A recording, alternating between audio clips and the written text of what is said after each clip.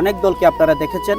একবারের জন্য আমাদেরকে ক্ষমতায় যাওয়ার ব্যবস্থা করেন। ইনশাল্লাহ যদি আমরা বিজয়ী হইতে পারি, আপনাদের আশা আকাঙ্ক্ষা পূরণ করার জন্য আমরা ওয়াদাবদ্ধ ইনশাল্লাহ। সুপ্রিয় ভিউয়ার্স, নিশ্চয় সবাই ভালো আছেন। মহান রব আপনাদেরকে ভালো রাখছে।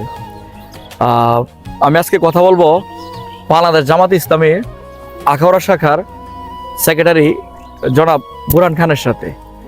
আর বর্তমান নির্বাচনী অবস্থা, ওনাদের সর্বশেষ অবস্থা কি, দাঁড়িপাল্লার প্রতীকের, এটা নিয়ে আপনাদেরকে জানাবো। নিশ্চয়ই সবাই সাথে থাকবেন। আসসালামু আলাইকুম। ওয়ালাইকুম আসসালাম। ভালো আছেন? আলহামদুলিল্লাহ। আলহামদুলিল্লাহ রাব্বিল আলামিন, আসসালাতু ওয়াসসালামু আলা আশরাফিল আমবিয়া ওয়াল মুরসালিন ওয়া আলা আলিহি ওয়া আসহাবিহি আজমাইন। আমরা আজকের এই অনুষ্ঠানে যারা দেখছেন দূর এবং কাছের থেকে সকলকে বাংলাদেশ জামাত ইসলামের পক্ষ থেকে আন্তরিক শুভেচ্ছা ভালোবাসা জানাচ্ছি এবং আপনাদের আন্তরিক ভালোবাসা দোয়া নিয়ে আমরা কসবা আখাউড়া আলহামদুলিল্লাহ ইতিমধ্যে একটা জোয়ার উঠেছে। আশা করতেছি আমরা যদি মানুষ যেভাবে আমাদেরকে আশ্বস্ত করতেছে, যেভাবে বলতেছে, যদি এই কথা এবং কাজের ভিতরে মিল থাকে, তাহলে আমরা বিপুল ভোটে আমরা জয়যুক্ত হব ইনশাল্লাহ।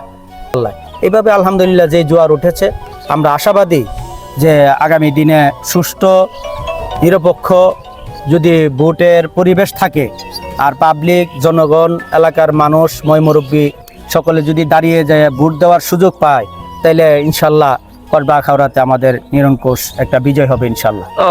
আমরা ইতিমধ্যে আখাউড়া উপজেলার 90% লোকের কাছে আমরা ইতিমধ্যে পৌঁছতে পারছি। অনেকের কাছে কয়েকবার, মানে আমরা আজকে যে এলাকায় গেছি এই এলাকায় পঞ্চমবার।